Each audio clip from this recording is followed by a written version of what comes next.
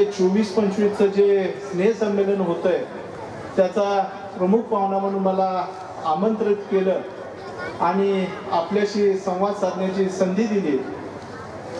मित्रांनो, आपल्याला सर्वांना माहीत आहे की एक ससा आणि कासव असतं.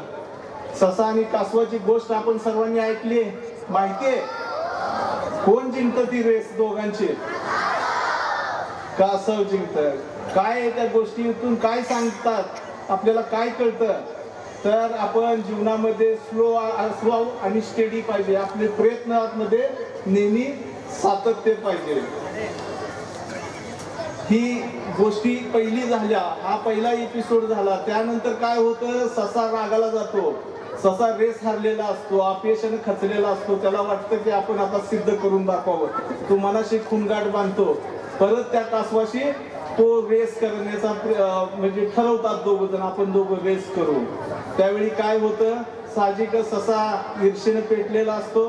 दोघांची रेस चालू होते. कोण जिंकेल त्यावेळी? ससा जिंकतो. त्यामुळे माझं सर्वांना एक या गोष्टीच्या माध्यमातून सांगणं आहे की अपयशाने खचून न जाता आपण प्रयत्न केले पाहिजे.